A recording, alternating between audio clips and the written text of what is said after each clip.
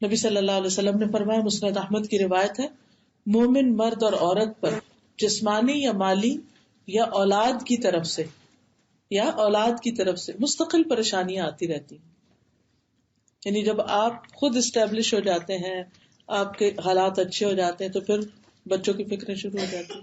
بچے تھوڑے سنبھلتے ہیں تو ان کے بچوں کے مسائل شروع ہو جاتے ہیں. ساری زندگی ہم کسی فکر سے خالی رہ ہی نہیں سکتے. یہاں تک کہ جب وہ اللہ سے ملتا ہے تو اس کا ایک گناہ بھی باقی نہیں رہتا. اور آپ نے دیکھا ہوگا کہ جو انسان بوڑھا ہوتا جاتا ہے نا، تو عمر بڑھتی جاتی ہے، تو اتنا ہی زیادہ پھر وہ مسائل بھی زیادہ نظر آ رہے ہوتے ہیں. اور مثلاً ایک شخص جوانی میں چلا گیا اور بچے چھوٹے چھوٹے، اس نے بچوں کے مسائل کہاں دیکھے، وہ تو چلا گیا نا. لیکن ایک شخص وہ جس نے بچوں کو بڑا کیا، ان کو بڑا کرنے کے مسائل، پھر ان کی شادی کے مسائل، پھر ان کے بچوں کے آگے مسائل، پھر بعض اوقات ایسا بھی ہوتا ہے کہ بوڑھے ماں باپ زندہ ہوتے ہیں، جوان اولاد فوت ہو جاتی، کبھی اولاد کی اولاد پہ کوئی تکلیف آ جاتی، کبھی جو کنبا فیملی خاندان پھیلتا چلا جاتا ہے، کبھی یہاں کچھ ہو گیا، کبھی یہاں سے کوئی چراغ بجھ گیا، کبھی وہاں سے کبھی وہاں. تو ہم نے دیکھا ہوگا کہ بعض جو بزرگ لوگ ہوتے ہیں، بوڑھے لوگ ہوتے ہیں، ان کی زندگی بڑی مزریبل ہو جاتی ہے، اور پھر لوگ ان پر رحم کرتے ہوئے ان کو کوئی خبر سناتے بھی نہیں ہیں، کہتے ہیں ان کو نہ ہی بتایا تو اچھا یا ٹھہر کیا رہا، کیونکہ وہ کچھ کر نہیں پاتے نا، تو اس سے بھی پھر اور پریشان ہوتے ہیں. کیونکہ جب تک انسان ینگ ہوتا ہے، جوان ہوتا ہے، تو پھر مشکلات کا مقابلہ بھی آسانی سے کر لیتا ہے.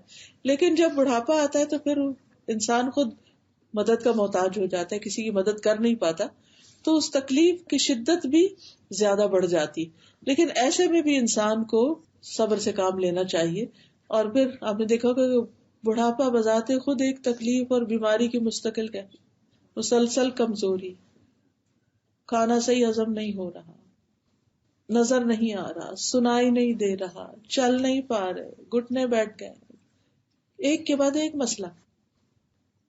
اب انسان اس وقت پریشان تو ہوتا ہے، دکھی تو ہوتا ہے، لیکن اگر اس کا ایمان مضبوط ہوتا رہے تو اللہ سے ناراض نہیں ہوتا، اس حال میں بھی اللہ سے راضی ہوتا کہ اس میں بھی میرے لیے اجر. وہ پھر نہ اپنی زندگی کو مزریبل بناتا ہے، نہ دوسروں کے لیے زندگی حرام کرتا ہے. دو طرح کے بزرگ ہوتے ہیں، ایک اپنے حال پہ راضی رہنے والے، شکر ادا کرتے رہتے، اور دوسرے ہر وقت شکوے شکایت کرنے والے، یہ نہیں پوچھ رہا، وہ نہیں کر رہا، وہ نہیں کر رہا. تو ہم سب کو اس بارے میں بھی سوچنا چاہیے کہ اللہ اگر زندگی دیتا ہے اور بڑھاپا آتا ہے تو ہم نے اسے گزارنا کیسے، ریٹائرمنٹ کی زندگی کیسے استعمال کرنی. بہت سے لوگ اس میں اپنی گروتھ چھوڑ دیتے ہیں، فزیکلی ویک ہو جاتے ہیں، مینٹلی ویک ہو جاتے ہیں، اور پھر وہ آگے بڑھنے کی کوشش چھوڑ دیتے ہیں. یاد نہیں ہوتا، یاد نہیں رہتی بات، تو اس لیے سیکھنے کی کیا ضرورت ہے؟ بھائی نہیں، سیکھو، چاہے 1 منٹ کے لیے یاد رہے، 1 منٹ بعد بھی بھول جائے، لیکن جتنی دیر وہ بارش دل پہ پڑتی رہے گی اتنی دیر تو موسم خوشگوار رہے گا نا. اس بات کی کیوں فکر کرتے ہو کہ یاد نہیں رہتا؟ Doesn't matter. یہ دیکھو اس وقت کو کیسے گزار رہے. اگر قرآن پڑھتے پڑھتے، حفظ کرتے کرتے، یاد کرتے کرتے بڑھاپا گزرا تو اس سے اچھی اور کیا بات ہو سکتی. ہماری ایک ساتھی ہے تو وہ اپنے نانا کے بارے میں بتاتی ہے کہ ان کے نانا جو تھے شاید 90 یا 100 سال کی عمر میں فوت ہوئے، اور آخری عمر میں بھی ان کا معمول یہ تھا، وہ صبح اٹھتے تھے، نماز وغیرہ اپنی چیزوں سے فارغ ہو کے، ناشتہ وغیرہ کر کے قرآن کھول رہتے تھے، اور پڑھتے پڑھتے ظہر ہو جاتی، قیلولہ کرتے، نماز پڑھتے، اٹھتے، پھر اپنا کھول لیتے، پھر پڑھنا شروع کر دیتے، پھر عصر کی نماز پڑھی، پھر کوئی ملنے آ گیا تو اس سے کوئی بات چیت کر لی، ورنہ ان کو یہی ہوتا تھا کہ مجھے سارے میرا وقت دے دیں، میں اپنا قرآن پڑھتا ہوں. کہ ایک ایک دن قیمتی ہے، ایک ایک دن آخرت کی طرف بڑھ رہے ہیں، کچھ کما لیں، لگے ہاتھوں کچھ کما لیں. ایسے بھی لوگ ہوتے ہیں، اور ایسے بھی ہوتے ہیں کہ جو ہر ایک سے شکوہ شکایت کرتے، اس کی غیبت کر، اس کی غیبت کر، اس کی اپنے اعمال نامے کو صاف ہی کرتے رہتے ہیں. وہ جو جوانی میں کچھ نیکیاں کمائی تھی وہ بڑھاپے میں ساری صاف کر دی. کیونکہ غیبت ایسی بری بلا ہے کہ چاہے آپ اپنے بچے کی بھی کر رہے ہیں نا، کیونکہ ہم اپنے آپ کو جسٹیفائی کر لیتے ہیں، چاہے آپ اپنے بچے کی بھی کر رہے ہیں تب بھی اپنی نیکی ضائع کر رہے ہیں. ہمیں یہ کوئی حق نہیں کہ یہ چونکہ ہمارا بچہ ہے اس کی پیٹ پیچھے جتنی چاہے برائیاں کر لیں. نو، ہر انسان کی عزت نفس ہے، نہ سامنے اس کو ذلیل کرنے کی ضرورت ہے اور نہ اس کی پیٹ پیچھے. بعض اوقات کیا ہوتا ہے، ہسبینڈ وائف کسی خاص بچے کے بارے میں پریشان ہوتے ہیں نا، تو وہ جب بیٹھتے ہیں تو اس بچے کی برائیاں شروع کر دیتے ہیں. یہ کھاتا نہیں، یہ سوتا نہیں، یہ نہیں کرتا، یہ وہ نہیں کرتا، یہ بس نیگیٹو نیگیٹو نیگیٹو. اور وہ بچہ بھی راہ چلتا دیکھ لیتا ہے نا آپ کو کہ میرے ماں اور باپ سر جوڑ کے بیٹھے ہوئے میری برائیاں کر رہے ہیں، اور زیادہ دور ہو جاتا ہے. اور وہ جو آپ کی نیگیٹو وائبز ہوتی ہیں نا وہ اور زیادہ اس کو پیچھے کرتی ہیں. نتیجہ کیا ہوتا ہے کہ وہ بچہ گرو نہیں کر سکتا، وہ آگے نہیں بڑھ سکتا. تو اللہ سبحانہ تعالیٰ نے اگر ہمیں کسی چیز سے منع کیا ہے، غیبت سے منع کیا ہے، تو اس کے پیچھے کوئی وجہ ہے. وہ ہمیں بھی نقصان دیتی ہے، اور جس کی ہم کر رہے ہیں بعض اوقات وہ قریبی ہوتا ہے تو اس کو ہم سے دور کر کے اس کو بھی نقصان دیتی. تو اس کی برائیاں کرنے کی بجائے، اس کو تانے دینے کی بجائے دعا کریں اس کے لیے، اور اس کے لیے کوئی حل سوچیں، اس کی مدد کریں. اور جب آپ پازیٹیولی بات کریں گے نا، کیونکہ ہم بات بھی جب کرتے ہیں نا تو تانے کی شکل میں تانا. اب وہ تانے جو ہوتے ہیں وہ کس قدر زخمی کر دیتے ہیں دل کو. گھر سکون کی جگہ ہوتا ہے. جس کو گھر میں سکون نہیں ملتا پھر وہ باہر سکون کی تلاش میں جاتا. اور جب باہر سکون نہیں ملتا تو پھر کیا کرتا ہے؟ نشے سے سکون حاصل کرتا. کس قدر افسوس کی بات ہے کہ مسلمانوں کی یوتھ جو ہے وہ دن بدن ایڈکشن کا شکار ہو رہی ہے، یا ایسی چیزوں میں پڑتی چلی جا رہی ہے کہ جو نہ ان کے حق میں اچھی ہے نہ ہمارے حق میں اچھی. لیکن کبھی ہم نے اس کی روٹ کاز دیکھی کہ کہیں ہم خود ہی تو نہیں اس کی وجہ؟ کیا ہم نے خود ہی تو نہیں اپنے بچوں کو اپنے سے دور کر دیا، ان کو اعتماد نہ دے کے؟ کیونکہ بچوں کو سب سے بڑا شکوہ یہ ہوتا ہے کہ آپ ہم پہ ٹرسٹ نہیں کرتے، اور واقعی ہم نہیں کرتے. اور اگر کرتے بھی ہوں تو ہم ظاہر نہیں کرتے کہ ہم تم پہ ٹرسٹ کریں، کیونکہ ہم خود ان کے بارے میں انسیکیور ہوتے ہیں. جی آپ کچھ کہنا چاہتے ہیں؟ کبھی کہہ دیتے ہیں وہ کہ ہم نے نماز پڑھ لی، لیکن میں پیچھے ہی پڑ جاتی ہوں، کہاں پڑھی ہے، کس وقت وضو کیا تھا، بتاؤ دکھاؤ. حالانکہ کہتے ہیں کہ ہاں جی ٹھیک ہے الحمدللہ آپ نے پڑھ لی، اپنے کمرے میں پڑھ لی، چھوڑ دیں اس کی جان. لیکن نہیں، وہ اتنا زیادہ کہتی ہے کہ نیکسٹ ٹائم وہ پھر جھوٹی بولتے پڑھ لیا تھا آپ کے لیے پڑھے. ہاں پڑھے بھی تو آپ کے لیے پڑھے. تو آپ بالکل صحیح بات کی. اچھا وہ اسکول گئے تھے؟ کس وقت گئے تھے؟ یعنی کہ چھوٹی چھوٹی چیزوں میں تجسس، پیچھا کرنا، یہ کیا وہ کیا، وہ ہم اوور پروٹیکٹیو ہو جاتے ہیں بعض اوقات. تو تھوڑا چھوڑ دیں اور اللہ سے دعا کریں. باہر بھی ہے نا اللہ سے مانگتے رہیں، یا اللہ پریشان ہونے کے بجائے اللہ ان کی حفاظت کرنا. جیسے تو نے یوسف علیہ السلام کی ایسے ماحول میں حفاظت کی کہ جہاں ان کو کوئی بھی انسان بچانے والا نہیں تھا کسی چیز سے، صرف اور صرف اللہ کی حفاظت میں پل رہے تھے، اس بالکل اپوزٹ ماحول میں. یعنی سورۃ یوسف سے ہی پتہ چلتا ہے نا کہ مصر کا ماحول اس وقت کیسا تھا، وہاں کی خواتین کیسی تھی، کس قسم کا ان کا کردار اور اخلاق تھا. اس ماحول میں یوسف علیہ السلام رہے. کس نے پروٹیکٹ کیا؟ اللہ نے کیا. اللہ ہمارے بچوں کو بھی کر سکتا ہے. ہوپ فل رہا کرے. موسیٰ علیہ السلام کو کس نے پروٹیکٹ کیا تھا؟ فرعون کے گھر میں پلے تھے، کون پروٹیکٹ کر رہا تھا؟ اللہ کر رہا تھا. یہ اللہ کے کام ہوتے ہیں، ہمارے کام نہیں. ہم اپنی طرف سے کوتاہی نہ کریں، لیکن اوور ڈوز نہ کریں ہم کو. جی مسجد میں عورتیں آتی ہیں، چھوٹے چھوٹے بچے ان کے ساتھ ہوتے ہیں کیونکہ وہ قرآن پڑھانے کے لیے بڑے بچوں کو لا رہی ہوتے ہیں. اب یقین کریں استاذہ کہ تانے ادھر سے شروع ہو جاتے ہیں. تم پیدا ہی اس لیے ہوئے تھے، تم مجھے تنگ کرنے کے لیے پیدا، تم یہاں پر بیٹھ نہیں سکتے اطمینان سے. اور مسلسل بولتی رہتی ہیں. They keep on talking. اور اس سے بچے کو بھی عادت ہو جاتی ہے. بچوں کو چپ رہنے کی عادت نہیں ہے، وہ مسلسل بولتے رہتے ہیں کیونکہ انہیں دفاع کرنا ہوتا ہے، ڈیفینڈ کرنا ہوتا ہے اپنے آپ کو. تو پھر انہیں ہاں جی اتنا عجیب سا لگتا ہے. کیونکہ میں ان کو، اگر میں عورتوں کو کہہ دیتی ہوں آپ چپ کر کے ادھر بیٹھی ہوں، استاذہ نہیں مانتی. یعنی they don't know how to accept commands اور they don't understand کہ یہ اس کی کیا کہہ رہی. تو بچوں سے کیسے ایکسپیکٹ کر سکتے ہیں کہ آپ کی وہ بات سنیں؟ دیکھیے جب ہماری ہی تربیت نہیں ہوئی تو ہم نے بچوں کی کیا کرنی ہے؟ پھر ہم ہی ان کے لیے رول ماڈل ہے نا. اگر ہم چاہتے ہیں کہ بچے اللہ کے اطاعت گزار بنے تو پھر اپنی اطاعت گزاری کو بھی دیکھیں کہ ہم کہاں کھڑے ہیں. تو بہرحال مومن مرد اور عورت پر جسمانی یا اولاد کی طرف سے مستقل پریشانیاں آتی رہتی ہیں. یہ مسند احمد کی روایت ہے، نبی صلی اللہ علیہ وسلم نے اس بات کی خبر دی ہے. لیکن یاد رکھیے کہ جو بھی کوئی تکلیف ہے، حتیٰ کہ کانٹا بھی چبھتا ہے تو مومن کے لیے اس پر اجر ہوتا ہے. بظاہر آپ کو کانٹا چبھا، بظاہر آپ کو کوئی تکلیف ہوئی، لیکن آپ کے لیے نیکی لکھ دی گئی. اس وقت آپ یہ نہ سوچے کہ کانٹا چبھا، اس وقت یہ سوچے نیکی میں اضافہ ہوگا، میں نے کچھ گین کر لیا. حدیث میں آتا ہے، صحیح بخاری کی حدیث ہے، من یرد اللہ بہ خیرا یصب منہ، جس کے ساتھ اللہ بھلائی کا ارادہ کرتا ہے اسے مصیبت میں مشکل میں ڈال دیتا ہے. یہ اس کے ساتھ بھلائی کا ارادہ ہوتا ہے. سنن ترمذی کی روایت ہے انس رضی اللہ عنہ سے کہ نبی صلی اللہ علیہ وسلم نے فرمایا زیادہ ثواب بڑی آزمائش کے ساتھ ہے. جب اللہ کسی قوم سے محبت کرتا ہے تو انہیں آزمائش میں مبتلا کر دیتا ہے. جو راضی ہو جائے اللہ اس سے راضی ہو جاتا ہے اور جو ناراض ہو اس کی ناراضگی اس کے مقدر میں ہو جاتی. تو یاد رکھیے کہ مشکلات میں اللہ سے ناراض نہیں ہونا. اسی طرح ابو داؤد کی ایک روایت ہے رسول اللہ صلی اللہ علیہ وسلم نے فرمایا بے شک بندے کے لیے جب اللہ کے ہاں کوئی مقام اور مرتبہ مقدر ہو چکا ہو کہ بلند مقام ہے اور وہ اپنے اعمال کی بنا پر اس تک نہ پہنچ سکتا ہو کہ اس کی نیکیاں اتنی نہ ہو کہ وہ اس درجے کو پہنچے تو اللہ اس سے اس کے اپنے جسم یا مال یا اولاد کی آزمائش میں ڈال دیتا ہے کہ یہ ویسے نہیں کچھ کر رہا اب یہ آزمائش کے ذریعے وہاں پہنچ جائے گا.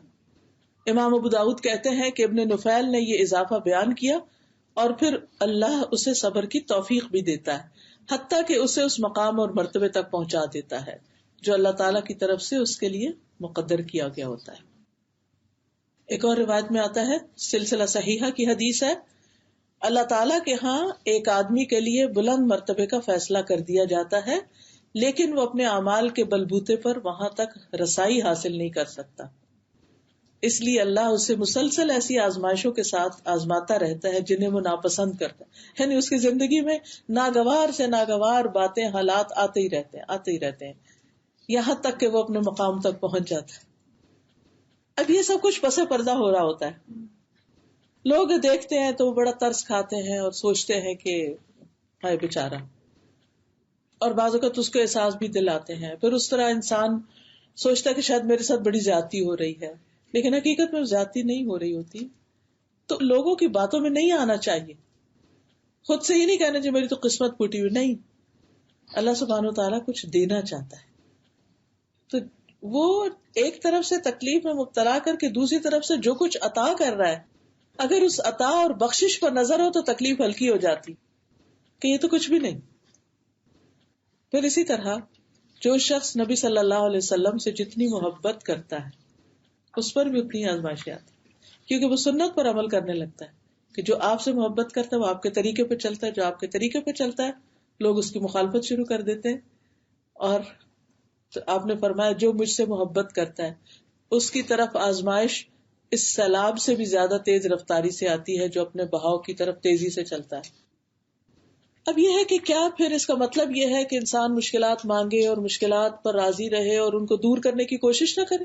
یہ مطلب نہیں ہے. ان ساری باتوں کا مطلب یہ ہے کہ انسان اس بات کے لیے تیار رہے کہ یہ ہوگا تو تاکہ وہ اس کا مقابلہ کر سکے. اب مقابلہ کیسے کیا جائے, اس سے نجات کیسے حاصل کی جائے, ان کا حل کیا ہو, تو اس میں ایک تو یہ ہے کہ انسان اپنی مقدور بھر یعنی جتنی اس کے اندر ہمت استطاعت ہے اس کے مطابق کوشش کرے اس تکلیف کو دور کرنے کی. مثلا اگر کوئی بیماری ہے تو علاج کرے, مالی مشکل ہے تو کوئی کام کرے, کام جاب نہیں مل رہی تو اس کے لیے بھاگ دوڑ کرے, مختلف طریقے وسیلے اختیار کرے, ایک نہیں تو دوسرا, دوسرا نہیں تو تیسرا. اسی طرح بچوں کی طرف سے کوئی تکلیف ہے تو ان کی اصلاح کی فکر کرے, ان کی تربیت کی فکر کرے, اس کے لیے کوشش کرے.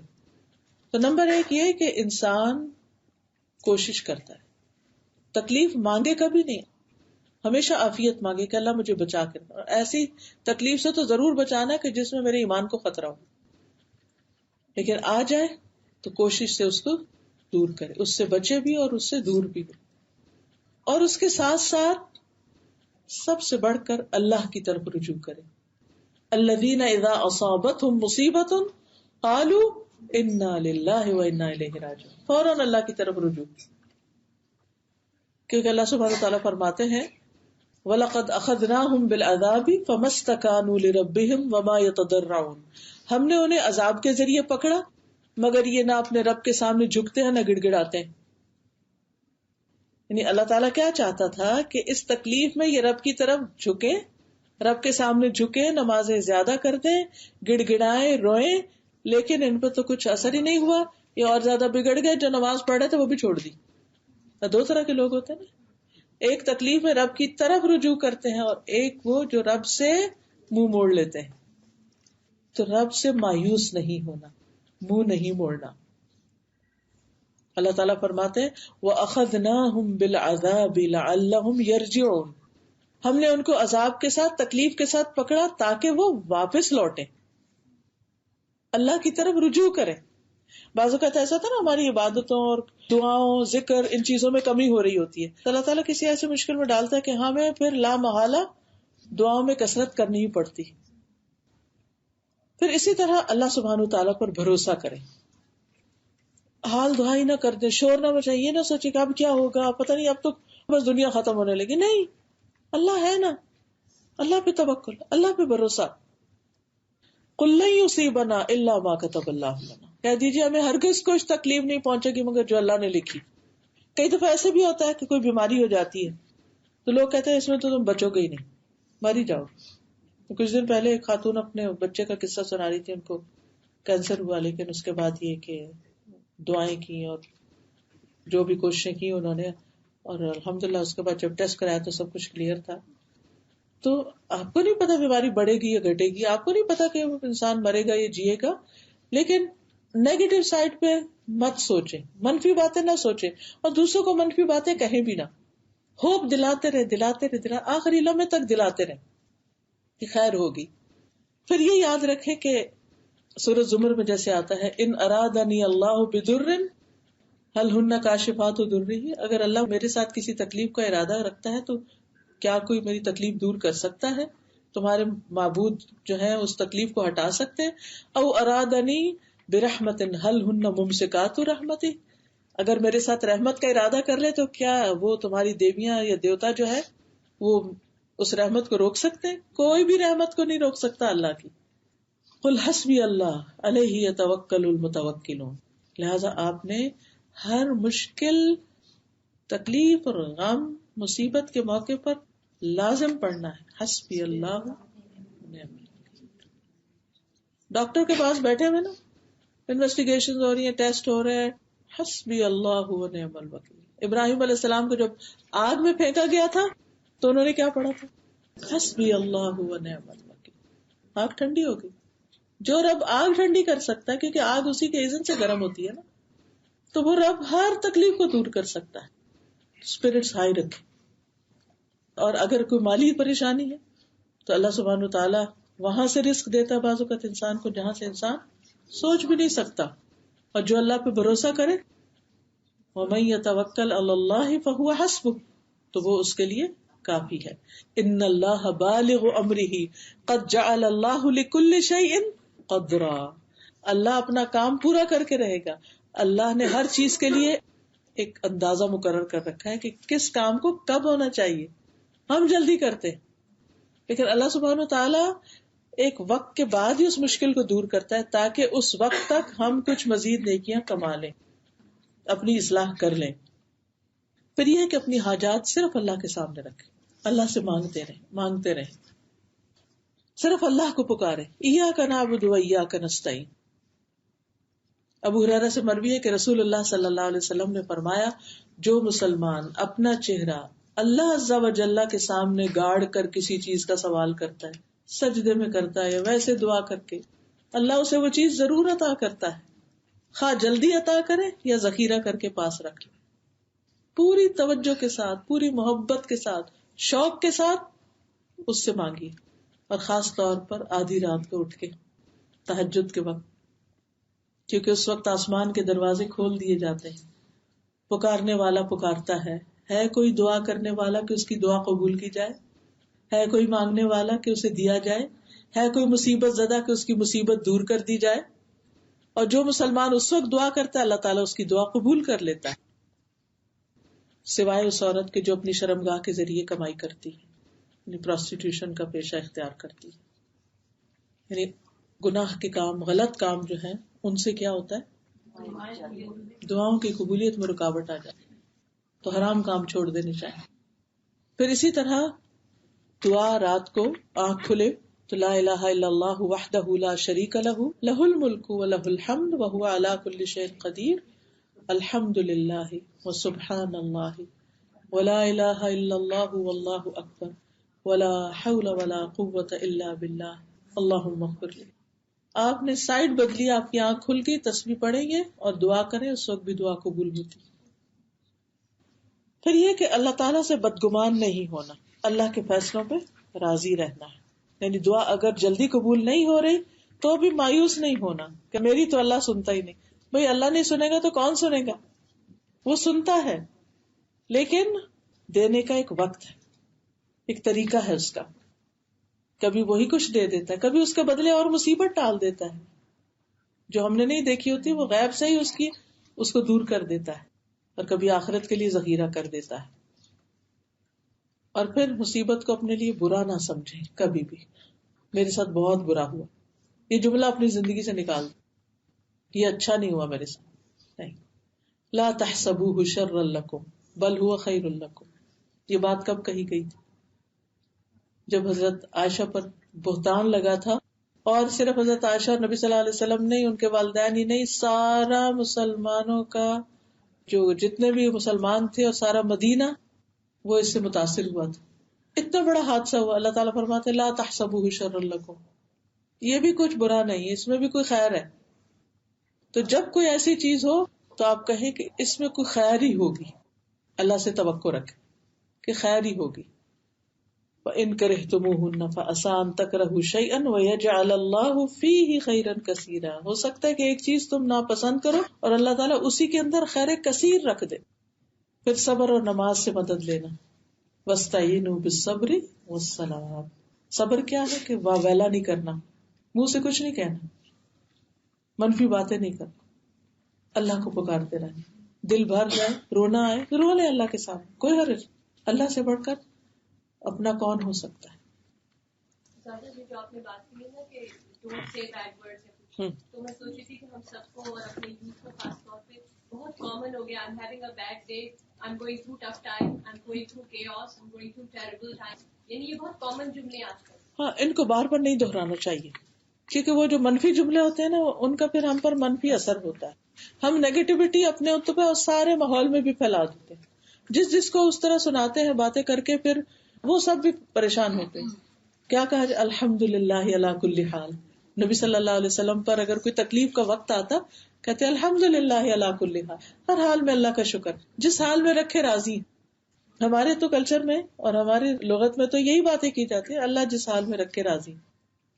ایسے بھی ہم کہتے تھے او مائی گڈنس، یعنی ہم کہتے تھے او مائی گڈنس، اب کہتے ہیں مائی بیڈ. ہاں، چھوٹی سی بات ہوتی ہے او مائی بیڈ، یعنی ہر وقت اگر آپ نے اپنے لیے برا سمجھ. بالکل. تو اپنے ان جملوں اور ان ایکسپریشنز کو بھی درست رکھنے کی ضرورت ہے. رسول اللہ صلی اللہ علیہ وسلم نے فرمایا جو شخص صبر کرتا ہے اسے صبر ملتا ہے. من یتصبر یصبرہ اللہ. اور جو جزا فضا کرتا ہے اس کے لیے جزا فضا ہی ہے، پھر وہ روتا ہی رہے گا. جو صبر کرنا چاہے گا اللہ اسے صبر دے دے گا، اور جو بڑبڑانا چاہے گا، گرمبل کرنا چاہے گا، رونا دھونا چاہے گا، پھر وہ اس کی قسمت میں وہی لکھ دیا جاتا ہے، اس کو اسی کی توفیق دے دی جاتی ہے. اچھا کرو، رو لو، پھر دیکھو نکلتا کیا. رسول اللہ صلی اللہ علیہ وسلم نے فرمایا بندہ مومن کے متعلق اللہ عز و جل کی تقدیر اور فیصلے پر مجھے تعجب ہوتا ہے. اگر اسے کوئی بھلائی حاصل ہوتی ہے تو وہ اپنے رب کی تعریف کرتا ہے اور شکر ادا کرتا ہے، اور اگر کوئی مصیبت پہنچتی ہے تو اس پر بھی الحمدللہ کہتا ہے اور صبر کرتا ہے. پھر اچھے وقت کا انتظار کرنا، اور بار بار یہ کہنا کہ دس شیل ٹو پاس، یہ وقت بھی گزر جائے گا. کتنا بھی سخت وقت ہو، اور دیکھیے آگ کے شعلے کتنے بھی بھڑک جائے، آخر اس نے ٹھنڈا ہونا ہی ہوتا ہے. یہ وقت گزر جائے گا، بس اس کو آرام سے گزار. فَإِنَّ مَعَ الْعُسْرِ يُسْرًا إِنَّ مَعَ الْعُسْرِ يُسْرًا. ہر مشکل کے ساتھ ہی آسانی ہے. اس آسانی کو ڈھونڈیے کہ جو اس مشکل کی وجہ سے آپ کو ملی. نبی صلی اللہ علیہ وسلم نے فرمایا مدد صبر کے ساتھ ہے، کشادگی تنگی کے ساتھ ہے. سبحان اللہ، یہ عجب کانسیپٹ ہے جو اسلام نے پیش کیا کہ کشادگی تنگی کے ساتھ. محنت کرتے ہو، تھکتے ہو تو اس کے بعد آسانی بھی ہوتی، تبھی کھانا پکتا ہے نا، تبھی کوئی کام ہوتا ہے. بے شک ہر مشکل کے ساتھ ایک آسانی، بے شک اسی مشکل کے ساتھ ایک اور آسانی ہے. پھر کثرت سے استغفار کرنا، کیونکہ اللہ کا وعدہ ہے فَقُلْتُ اسْتَغْفِرُوا رَبَّكُمْ إِنَّهُ كَانَ غَفَّارًا يُرْسِلِ السَّمَاءَ عَلَيْكُمْ مِدْرَارًا وَيُمْدِدْكُمْ بِأَمْوَالٍ وَبَنِينَ وَيَجْعَلْ لَكُمْ جَنَّاتٍ وَيَجْعَلْ لَكُمْ أَنْهَارًا. نوح علیہ السلام نے کہا اپنے پروردگار سے معافی مانگ لو، بلا شبہ وہ بڑا معاف کرنے والا ہے، وہ تم پر آسمان سے خوب بارشیں برسائے گا، مال اور اولاد سے تمہاری مدد کرے گا۔ پھر ہے کثرت سے تسبیحات پڑھنا۔ حضرت یونس علیہ السلام کا واقعہ سب کے سامنے، جب وہ مچھلی کے پیٹ میں گئے تھے تو انہوں نے کیا پڑھا تھا؟ لا الہ الا انت سبحانک انی کنت من الظالمین۔ تو اللہ تعالیٰ فرماتے فاستجبنا له ونجیناہ من الغم وکذالک ننجی المؤمنین۔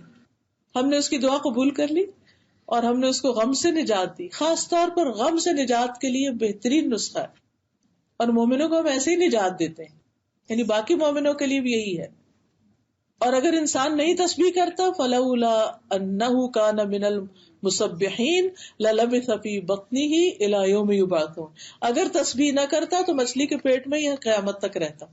دونوں چیزیں اللہ نے بتا دی، کرنے کا فائدہ بھی بتا دیا، نہ کرنے کا نقصان بھی بتا دیا۔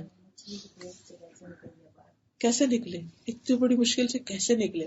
مشکل سے بھی آپ نکل جائیں گے، بس اللہ کی تسبیح کرتے رہیں کہ اللہ تو پاک ہے، میں تو گناہگار ہوں۔ اب دیکھیے کہ جب ہم کو بڑا بولتے ہیں نا، اسی کے بعد ہی زیادہ بڑی مشکل آتی ہے، تو اس سے بھی ڈرنا چاہیے، کیونکہ کمال تو صرف اللہ کی ذات میں ہے، پرفیکٹ تو صرف وہ ہے، ہم تو کمزور ہیں۔ رسول اللہ صلی اللہ علیہ وسلم نے فرمایا جو رات سے خوف کھائے کہ وہ اسے پریشان کرے گی، کہ رات پھر ہو رہی ہے، اکیلی ہوں، کیسے رہوں گی، کیا ہوگا، یا مال کے ساتھ بخل کرے کہ وہ خرچ ہو جائے گا، یا دشمن کے سامنے بزدلی کرے کہ وہ اسے قتل کر دے گا، تو اسے چاہیے کہ اس قول کی کثرت کر دے سبحان اللہ و بحمدہ، سبحان اللہ و بحمدہ، کیونکہ یہ اللہ کے نزدیک سونے کا پہاڑ اللہ عز و جل کے راستے میں خرچ کرنے سے زیادہ محبوب ہے اللہ کو۔ ہمارے پاس پہاڑ کہاں سونے کا جو ہم خرچ کریں گے، لیکن اپنی زبان تو ہلا سکتے ہیں نا سبحان اللہ و بحمدہ پڑھنے کے لیے۔ پھر دوسروں کی مشکلات حل کرنا، آپ بیمار ہیں نا، کسی اور کی عادت کریں، کسی اور بیمار کے لیے دعائیں شروع کر دیں، اس کی خدمت کر دیں، اس کے کام آ جائیں، جو آپ سے بھی زیادہ تکلیف میں ہے، اللہ تعالیٰ آپ کی تکلیف دور کر دے گا۔ آپ دیکھیں کہ یہاں پر بھی ایسے کلب ہوں گے، پاکستان میں بھی ایسی جگہ ہوتی ہے کہ جہاں مثلا کوئی ایک بیماری کے، مثلا ڈائبٹیز جن لوگوں کو ان کا ایک کلب ہے، یا وہ ان کا ایک کٹھی کوئی گیٹ ٹوگیدر ہوتی ہے، یا کوئی کینسر کا شکار ہے کوئی، تو وہ سارے مل کر اس فورم پر اپنے اپنے ایکسپیرینس ڈسکس کرتے ہیں، اپنے تجربے شیئر کرتے ہیں تاکہ دوسروں کو فائدہ ہو، وہ بھی اس بیماری اور مشکل سے نبٹنے کا طریقہ جانے۔ تو اگر آپ کسی خاص سچویشن میں ہیں اور اس میں آپ کو کوئی اچھا تجربہ ہوا تو دوسروں سے شیئر کیجیے، بول کے کیجیے، لکھ کے کیجیے، ڈسکس کیجیے، کسی بھی طرح کسی بھی حال میں مدد کیجیے۔ رسول اللہ صلی اللہ علیہ وسلم نے فرمایا جس نے کسی مومن سے دنیا کی تکلیفوں میں سے کسی تکلیف کو دور کیا، اللہ اس سے قیامت کے دن کی تکالیف میں سے کسی تکلیف کو دور کر دے گا۔ جس نے کسی تنگ دست پہ آسانی کی، اللہ اس پر دنیا اور آخرت میں آسانی کرے گا۔ جو کسی مسلمان کی پردہ پوشی کرے گا، اللہ دنیا اور آخرت میں اس کی پردہ پوشی کرے گا۔ اللہ تب تک اس بندے کی مدد میں ہوتے ہیں جب تک وہ بندہ اپنے بھائی کی مدد میں ہوتا ہے۔ اوروں کی مدد، اوروں کی کاؤنسلنگ کرنا شروع، اوروں کو مشورے دینا شروع کر، اوروں کا دل بہلا، اوروں کی مشکلات سنیں، اوروں کے کام آئے۔ آپ دیکھیں گے آپ کو اپنی مشکل بھول ہی جائے گی، آپ کہیں گے لوگ اتنی بڑی بڑی تکلیفوں میں تو بہت اچھے حال میں ہوں۔ پھر کشادگی حاصل کرنے کے لیے دعائیں کریں۔ جو شخص پسند کرتا ہو کہ اللہ خوشی اور غم کے وقت اس کی دعا قبول کرے، اسے چاہیے کہ خوشحالی میں بکثرت دعا کرے۔ پھر کچھ مخصوص دعائیں ہیں، مخصوص اذکار ہیں جو آپ کو پتا ہے، صرف یاد دہانی کرا دیتی ہوں تاکہ اگر کوئی چیز بھولی ہوئی تو پھر سے دوبارہ شروع کریں۔ سب سے پہلے سورۃ فاتحہ کی کثرت، خصوصاً بیماری میں۔ ابن القیم کہتے ہیں میں مکہ پہنچا اور میں ایک عجیب بیماری میں مبتلا ہو گیا، اور میں نے صرف زمزم پر بکثرت سورۃ فاتحہ پڑھ کر اپنا علاج کیا، اور وہ بغیر کسی دوا کے ٹھیک ہو گیا، کیونکہ اس جیسی کوئی سورت، کوئی آیت نہ تورات میں ہے، نہ انجیل میں، نہ زبور میں ہے۔ اتنی زبردست آیات ہے، یہ صرف ہم ہی کو ملی ہے، یہ بہت بڑا تحفہ ہے۔ اب وہ حدیث یاد ہوگی جو آتا ہے نا کہ آپ نے فرمایا آج آسمان کا دروازہ کھلا ہے جو پہلی دفعہ کھلا ہے، اور ایک فرشتہ اترا ہے جو پہلی دفعہ اترا ہے، اور وہ کیا لے کر آیا؟ سورۃ فاتحہ لے کر آیا۔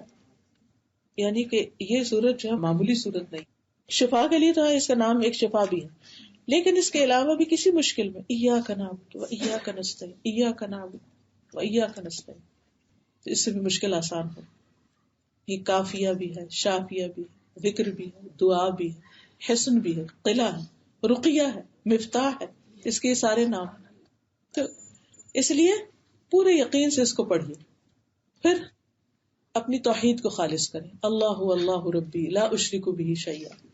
تو جو شخص پریشانی، غم، بیماری یا سختی میں پڑا ہو، اسے چاہیے کہ یہ تسبیح پڑھے، اللہ تعالیٰ اس سے ہر مشکل دور کر دے. اپنی غلطی اور گناہوں کو مان لیں. اللہ میرے میں کمزوری ہے، میرے میں غلطی، کیونکہ مشکل میں ہم دوسروں کو بلیم کر نہیں، اپنی غلطی کو مان. انی کنت من الظالمین. پھر اسی طرح حسبنا اللہ ونعم الوکیل، اور خصوصاً حسبی اللہ لا الہ الا هو علیہ توکلت. اس کو اس طرح کھینچ کے پڑھ، علیہ توکلت وہو رب العرش العظیم. جو عرش عظیم کا رب ہے اس کے لیے کچھ کرنا مشکل نہیں، سب کچھ اس کے قبضہ قدرت میں. پھر لا حول ولا قوت الا باللہ، جنت کا خزانہ ہے، عرش کے نیچے جنت کے خزانے میں سے ایک خزانہ ہے. اب دیکھیے دنیا میں اگر آپ کو کہیں نا فلاں جگہ جاؤ ایک خزانہ ہے، ہم بھاگ پڑیں گے خزانہ لینے کے لیے، تو یہ جنت کا خزانہ ہے. پھر کثرت سے استغفار. امام ذہبی کہتے ہیں کہ اللہ کے غضب کا علاج کثرت کے ساتھ سحری کے وقت استغفار کرنا ہے اور سچی توبہ کرنا ہے. اور استغفارات کا ایک کارڈ بھی ہے، اس میں ساری استغفار کی دعائیں لکھی ہوئی ہیں.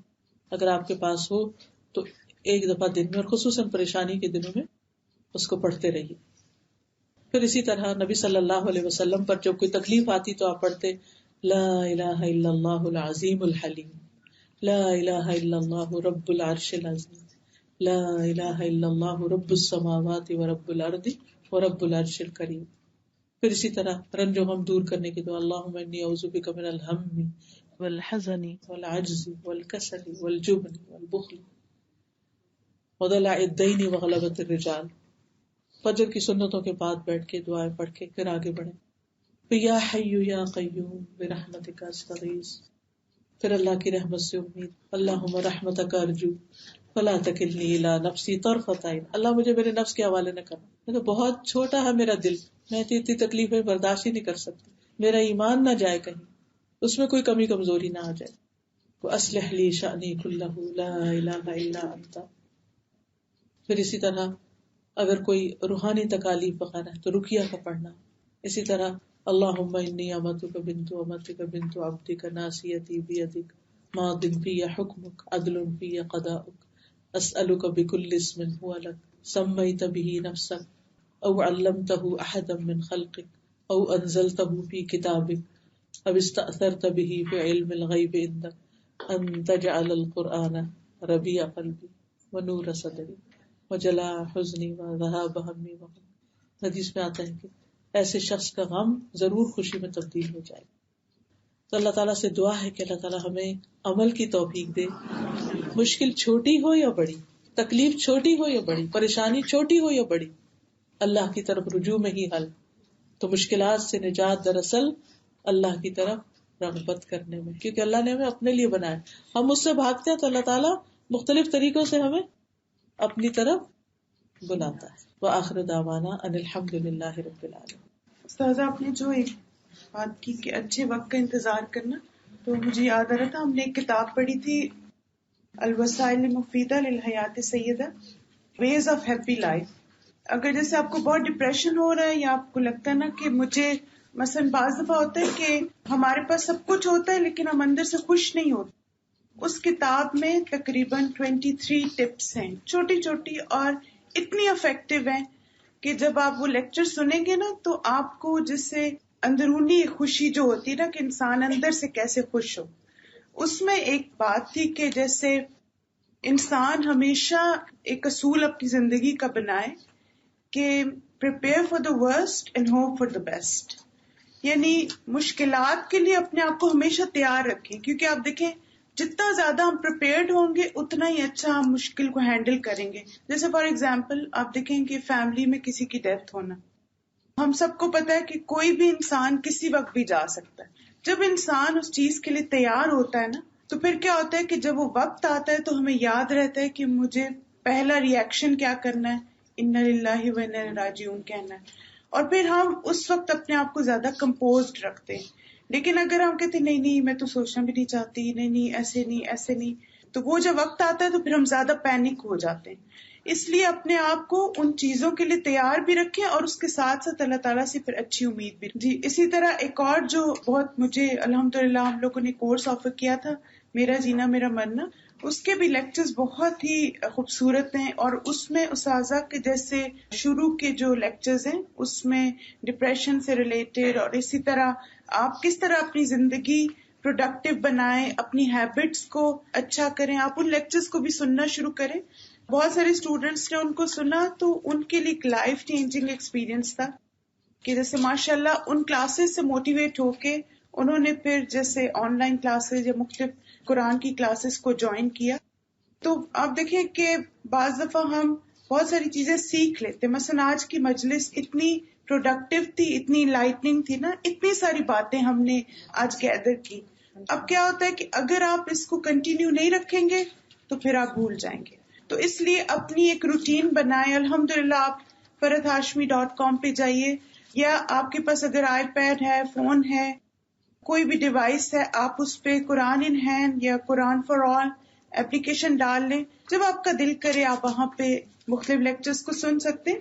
اسی طرح ایک اور انشاءاللہ تعالی ٹیوزڈے سے استاذہ الہدا کینیڈا میں جو مسیساگا میں ہے وہاں پر صحیح بخاری اسٹارٹ کر رہی ہیں. اور صحیح بخاری جیسے آپ سب کو پتہ ہے کہ قرآن مجید کے بعد سب سے زیادہ اوتھینٹک بک کنسیڈر کی جاتی ہے. اور مجھے یاد ہے اس کے انٹروڈکٹری لیکچر میں ایک بات استاذہ نے بتائی تھی ایک دفعہ کہ بعض دفعہ جب لوگوں کو مشکل آتی تھی تو صحیح بخاری کو کھول کے پڑھنا شروع کر دیتے تھے، اور اس کا ریزن یہ تھا کہ اس میں بار بار نبی صلی اللہ علیہ وسلم کا نام آتا ہے. تو آپ جب اس مجلس میں ہوں گے ایک دفعہ درود پڑھنے سے کتنی اللہ کی رحمتیں ملتی، سب کو پتہ ہے نا، 10 رحمتیں آتی ہیں. تو آپ سوچیں کہ ایک مجلس میں بار بار نبی صلی اللہ علیہ وسلم کا نام لیا جائے گا تو انشاءاللہ جو بھی مشکلات ہیں ان سے نکلنے کا راستہ یہ ہے کہ آپ اپنے آپ کو ایسی مجالس سے بھی جوڑ کے رکھیں. نورین کچھ کہنا چاہ رہی ہیں؟ السلام علیکم سسٹرز. ڈاکٹر فرحت کی موجودگی میں میرا کچھ کہنا سورج کو چراغ دکھانا ہے. میں basically by profession I am psychologist. تو سائنس بہت ساری وہ چیزوں کو جو آج سے 1400 سال پہلے یا ہمارے قرآن سنت یا متفقین بتاتے رہے ہیں وہ پروف ہو رہی ہیں. مثال کے طور پہ کہتے ہیں کہ اپنے آپ کو کسی بھی پریشانی سے نکالنے کے لیے جتنی چیزیں استاد نے بتائیں ان میں سے ایک بہت جو میں نے عملی طور پہ خود بھی کی، اپنے پیشنٹس کو تو میں بتاتی ہوں. میں 3 سال مولانا ایدی کے ساتھ کام کیا کراچی میں. آپ لوگ جانتے ہیں کہ انہیں ایک شروع کیا تو پھر وہ کوئی جس انتہا تک اس چیز کو لے گئے فلاحی کاموں کو. اس وقت میں سوچتی تھی کہ ان کو اتنا نشہ کیوں ہے اس چیز کا کہ یہ ایک کرتے ہیں دوسرا، مطلب ایک نشہ سا نہیں جس کو کہتے ہیں. تو ریسنٹلی سائنس نے بتایا ہے کہ جو لوگ جب بھی کوئی نیکی کا کام کرتے ہیں اور خاص طور پہ جب وہ کسی کی مدد کرتے ہیں، جیسے کہ ہمارے اسلام میں کہا جاتا ہے کہ دینے والا ہاتھ لینے والے ہاتھ سے بہتر ہے. تو سائنس نے ہمارے سی ٹی اسکین اور سب چیز پروف کرتی ہے جب آپ دیتے ہیں تو دماغ کے وہ حصہ روشن ہو جاتا ہے جو اس وقت روشن ہوتے ہیں جب آپ ڈرگس کرتے ہیں، ایڈکشن. اسی وجہ سے وہ دینے والا ہاتھ اور کرنے والے فلاحی کاموں کو اتنی ایڈکشن ہو جاتی ہے کہ وہی دماغ کا حصہ روشن ہوتا ہے جو ہیرن کرنے والے کا جو ہوتا ہے وہ ہے ایڈکشن سے ریلیٹڈ. تو جب آپ اس کی ایک ایڈکشن ہو جاتی ہے تو جو میں سوال مولانا کے لیے کرتی تھی کہ ان کو یہ نشہ کیوں ہے تو اب سمجھ میں آتا ہے. تو جب ہم دیتے ہیں تو وہ جو ایک سرکٹ بنتا ہے ہمارا دماغ میں، اور جو کہ اسلام کہتے ہیں کہ دینے والا ہاتھ لینے والے ہاتھ سے بہتر ہے، تو وہ جو سرکٹ بنتا ہے وہ ایکچولی اس حصے کو جا کے روشن کرتا ہے جو ایڈکشن میں کرتا ہے. وہ مزہ جو اس سے آتا ہے وہ اس سے آتا ہے، ملتی ہے جو آپ کو دوائیں ڈرگس کرنے سے، اور سرکٹ بھی وہ بنتا ہے جب آپ دیتے ہیں تو وہ جو ایک سرکٹ بنتا ہے ایکچولی وہ اس سے گزر کے، مطلب یہ اب سائنس ساری چیزوں کو پروف کرتی ہے. ایک اور چیز چھوٹی سی، مطلب میں تو بہت کہہ لیں دنیاوی سی باتیں ہیں، میرا پروفیشن ایسا ہے. ہم بہت دفعہ کہتے ہیں I woke up on a wrong side of the bed today. بہت لوگ کہتے ہیں نا آج تو میرا دن ہی خراب ہے، یا I woke up on the wrong side of the bed. اس کا یہ کہ صبح جیسے ہی آپ کو فیلنگ ہو، آپ کو اس فیلنگ کو چینج کرنا ہے، کیونکہ وہ ایک سرکٹ دماغ. میں بہت دنیاوی سی باتیں کر رہی ہوں، میں تو سائنٹیفکلی، لیکن یہ سائنس اور اسلام اتنا جڑا ہوا ہے. مائی فادر روٹ اے بک قرآن اور سائنس کی، قرآن اور سائنس کائنات. تو آپ جب صبح اٹھیں یا کبھی بھی آپ کو یہ لگے کہ آپ you have a bad day, immediately feeling کو چینج کریں. اور وہی جو استاد ابھی بات کر رہی تھی کہ اس کو ریپیٹ نہ کریں، بلکہ اس کو امیجیٹلی چینج کرنے کا. اور چھوٹے چھوٹے طریقے ہیں. پانی پی لیجیے ٹھنڈا، باہر چلے جائیں، کسی دوست کو فون کر لیں، کوئی اچھی سینری دیکھ لیں، کوئی دعا پڑھ لیں، صرف بیٹھ کے ٹھنڈا پانی ہی پی لیجیے. اگر آپ کو انگزائٹی ہو رہی ہے، اس کے میں بہت چھوٹی سی ٹپ دوں گی، بہت ٹھنڈا پانی پی لیجیے آپ، یا ہاتھ میں ایک آئس رکھ لیجیے جب آپ کو بہت گھبراہٹ ہو رہی ہے. جو استاد نے بتایا اس کا تو ظاہر ہے کہ ان چیزوں کا تو کوئی نیم البدل ہے ہی نہیں. بہت آسانی ہے کہ آپ ایک آئس لے لیں. میں اس کی وجہ بتا دیں. آپ میں سے بہت لوگوں نے دیکھا ہوگا کہ اسکول میں بچے کٹ کرتے ہیں، کاٹتے ہیں اپنے آپ کو، اور وہ بڑا ایڈکٹیو ہوتا ہے ان کا. دیکھیں بار بار بار بار سائنٹیفکلی ہوتا ہے کہ جب ہمیں کوئی چوٹ لگتی ہے تو ہماری باڈی انڈورفن پیدا کرتی ہے، کیونکہ اسی لیے تھوڑی دیر کے لیے جب چوٹ لگتی ہے تو وہ دکھتی نہیں ہے، تھوڑی دیر کے بعد تکلیف ہوتی ہے، کیونکہ اس وقت باڈی نیچرلی ایک چیز پیدا کرتی ہے جسے کہتے ہیں endorphin, which is just like morphine. Morphine کب دی جاتی ہے؟ پین میں. تو کیا ہوتا ہے کہ بچے جو کٹ کرتے ہیں بیسیکلی وہ اپنے ایموشنل پین کو فزیکل پین میں چینج کرتے ہیں، اور جب ان کو پین ہوتا ہے تو انڈورفن پیدا ہوتی ہے، تو اس سے ان کو ایک سکون ملتا ہے، اور وہ اتنا ایڈکٹیو ہوتا ہے کہ وہ بار بار. تو اسی ٹیکنیک کو سائنٹیفکلی یوز کیا ہے. جب ہم آئس رکھیں گے اپنے ہاتھ میں تو کیا ہوگا، میری باڈی ایک تھرمل شاک میں جائے گی. جب باڈی میری ایک پین میں جائے گی تو کیا کرے گی، انڈورفن پیدا کرے گی، which is just like morphine.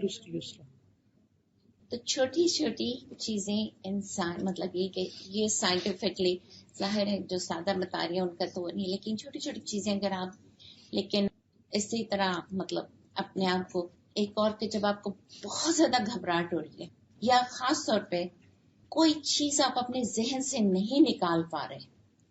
کتنے لوگ ہیں اس کمرے میں جو کہیں گے کہ کبھی وہ اسٹک ہو جاتے ہیں تو وہ سب کے ساتھ ہم سب ایسے ہی ہیں. کبھی کبھی ایسا ہوتا ہے کسی ایک پہ ہم وہاں سے ہٹ ہی نہیں پاتے. اچھا چلیں آپ لوگ میرے ساتھ ایک پریکٹس کریں اور دیکھتے ہیں کتنے لوگ اس میں کام. پہلی ہر دفعہ نہیں، لیکن کوشش کیجیے گا. آپ ایک بہت گہرا سانس لیجیے اور اس کے بعد اپنے سانس کو روک لیجیے، اور کوشش کریں کہ آپ کا جو یہ مسلز ہیں آپ ان کو اندر کی طرف دبائیں تاکہ آپ کا سارے جو ہوا ہے لنگس میں چلی جائے. اب آپ اس سانس کو روک لیجیے، کوشش کریں. روک لی. اب آپ اس بارے میں سوچنے کی کوشش کریں جو بھی ہے، مجھے بتانے کی ضرورت نہیں، لیکن آپ نے سانس نہیں لینا ہے اس دوران. اب آپ کوشش کریں، سانس لے لیجیے گہرا، چیسٹ میں آپ کے ایئر ہونی چاہیے، ٹھیک ہے. اب آپ کوشش کر کے دیکھیں اس چیز کے بارے میں سوچنے کی، اس لیے کہ میں نے آپ کو اس وقت. اچھا، what is breathing? Breathing is a basic survival thing. مطلب ہر جاندار کو سروائیو کرنے کے لیے بریتھ کرنا ہے، ٹھیک ہے. چاہے وہ ایک سیل کا امیبا بھی ہے وہ بھی بریتھ کرتا ہے. جب میں نے آپ سے کہا کہ آپ بریدنگ روک لیں تو میں نے آپ کو بیسک پریمیٹیو موڈ میں ڈال دیا کہ دماغ کو سارے اس میں لگنا ہے مجھے زندہ رہنا ہے، مجھے بریتھ کرنا ہے. فورگیٹ کہ وہ میرے میاں نے کل کیا کہا تھا کہ میری سانس نے کیا، مجھے ابھی اس وقت. That is like bringing you in the moment. جو ہم بھی کہتے ہیں کہ آپ آج میں رہیں، اس وقت اس لمحے میں رہیں. ہم کل میں رہتے ہیں آنے والے یا کل میں. اسلام کیا کہتے ہیں کہ آپ اس لمحے میں جیئیں. اگر آپ کے لیے مشکل ہے تو یہ چیز پریکٹس کیجیے. آپ کو بہت دفعہ دن میں 10-15 دفعہ کیجیے, دیکھیں آپ کیسے صرف اسی میں رہے مومنٹ میں. Thank you sir. جزاک اللہ. سبحانک اللہم و بحمدک اشہد ان لا الہ الا انت استغفرک و اتوب الیک.